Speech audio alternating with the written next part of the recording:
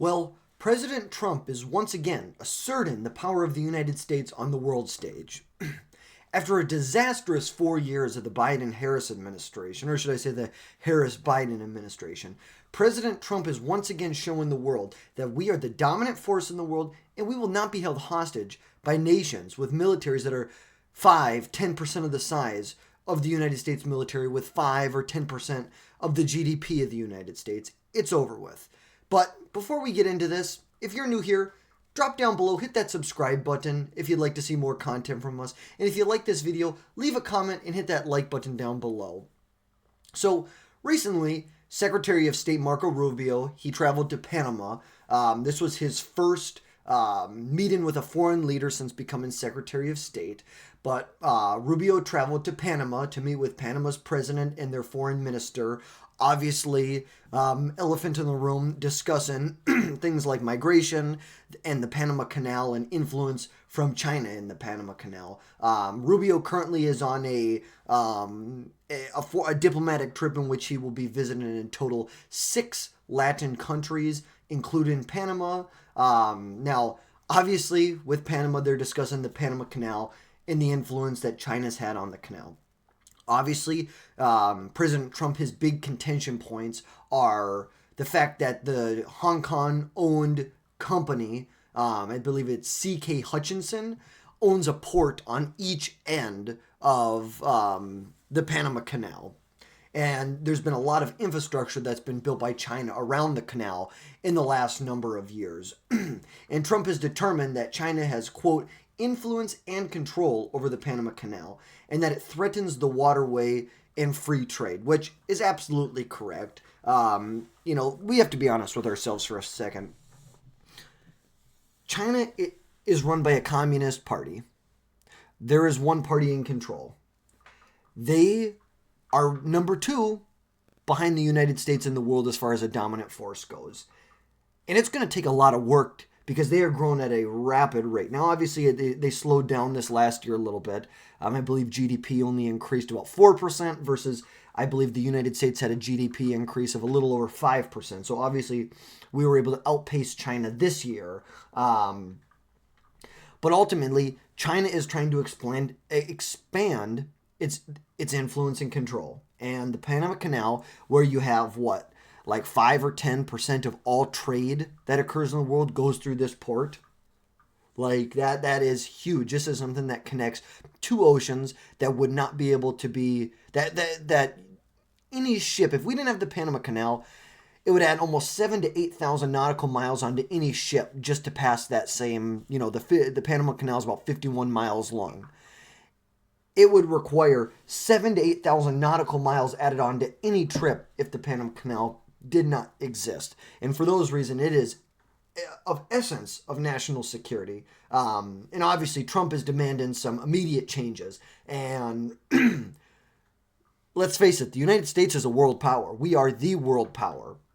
And if we demand change, we should expect immediate change. And obviously, some things take a little longer to decouple from, but we need to see immediate action that Panama is doing everything it can to limit the influence and control of the Panama Canal, because the alternative is the United States takes back the Panama Canal. Now, after this meeting with Panama's president, Rubio did come out, or I should say the president of Panama came out and said that Rubio did not convey a message that Trump would necessarily reclaim the waterway that obviously America built. 1903, we got the rights to develop this land. By 1914, I believe, billions of dollars, in today's dollars, billions of dollars spent, countless lives lost to build the Panama Canal, which is of great essence to national security and free trade in the world. Built by America. That's just a little asterisk there. Built by America. But obviously, during that meeting, and now this is a game of he said, she said. Obviously, Rubio's going to come out and say that he was able to deliver that message. Panama's president, he's got to we're going to stand up to the United States. We're willing to work with you, but we're not going to be pushed over. I get it. He's got to say what he's got to say. But obviously, at the end of the day, if they don't make immediate change, Trump is going to reclaim the Panama Canal, and we absolutely have a right, whether it's the Monroe Doctrine or whether it is in the actual agreement signed between Panama and the United States back in 1977. It is supposed to be the waterway. It cannot be controlled by another country under that doctrine, under that agreement that we signed, and the U.S. military can use its military force to take back the canal if they believe that there is another country that is influencing what's going on in the canal. And obviously Trump stated on Sunday that we're going to take it back or something very powerful is going to happen. Trump's going to say what he's got to say. Like I said, it's always this game of he said, she said. Trump's going to say that he's going to take it back, and hopefully we're going to be able to come to a diplomatic deal at the end of the day. But the State Department spokeswoman, Tammy Bruce, had put out just a little a message or a recap on the meeting that Rubio had. And it states, quote, Secretary Rubio made clear that this status quo is unacceptable and that absent immediate changes, it would require the United States to take measures necessary to protect its rights under the treaty. Obviously referring back to that 1977 treaty between the United States and Panama, in which we ceded it back to them. Now, the State Department, they have not given any specific measures at this point as far as what they would do, what those measures would actually be. Obviously, you can listen to President Trump if you'd like to hear what he thinks those measures should be, which would be either economically or through military force taking back the Panama Canal. But during the meeting, the two men, or I guess three men, because there was the president of Panama and one of their one of the top foreign diplomats, I think it was the foreign minister, was also there. They were able to discuss other issues that face both countries, like illegal immigration into the United States from South America. And Rubio really went out on a limb and acknowledged that Panama has done a lot to try and reduce migration through the Darien Gap, which is just a passageway that connects Colombia and Panama that hundreds of thousands of migrants every year could use to travel between, like I said, Colombia and Panama. Obviously, you keep going up, you try and get through Mexico and into the United States. And in the meeting, they also offered to the United States that the U.S. could use Panama and one of the airstrips in Panama as a kind of a hub to deport illegal migrants from the United States back to South America. Obviously, Trump has tried to get a similar deal with Mexico, where we can send migrants that are deported to Mexico, and then Mexico can be a hub in which they get sent off to multiple different countries. Panama offered something very similar to the United States. We'll see how logistically this could play out. But primarily it would focus on illegal migrants in the United States that are going to be sent back to Colombia, Venezuela, and Ecuador would go through this airstrip in Panama if it's something that the U.S. decides to pursue. But another news that came out of this Panama trip that was actually kind of the biggest step we saw out of this. Yes, they discussed the Panama Canal, and obviously everyone or a lot of people in the Trump world would like to see that the U.S. takes back control of this waterway. But in other news, Panama did announce that they would not be renewing an agreement that they signed with China in 2017. So it is called the Belt and Road Initiative. So what that is, it's an initiative that comes from China that is aimed to improve the infrastructure in other countries. So obviously funded by the Chinese government. As you know, there was a bridge built by China or a Chinese company that went over the Panama Canal. This was something that was funded by this Belt and Road Initiative.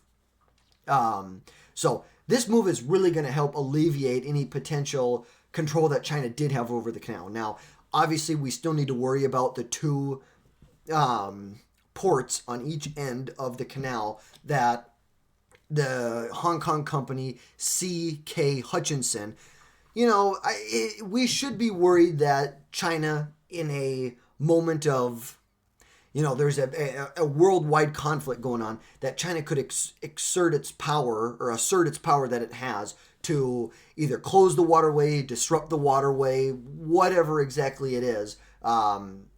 They could move to hurt the United States extremely bad. And I just wanted to pull up one little thing on here that really really kind of stuck out on me. Let's see.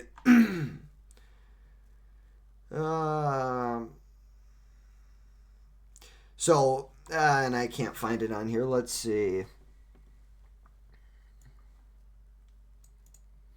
I should have marked it down on here. But obviously, where we're at right now, this is a huge move by Panama's government to not renew this agreement that they had with China, which potentially, like I said, China could assert its power over the canal using these infrastructure projects that they would help design and implement in this country. Obviously, the hope is that, from Panama's perspective, that some of these gaps of funding could be filled by the United States, which I don't think is a terrible idea, because obviously some of these countries, if we're not willing to help subsidize them even a little bit, they're going to turn to other world powers like China. And obviously, our goal, we're all about America first, but also we need to make sure that China does not become the next superpower.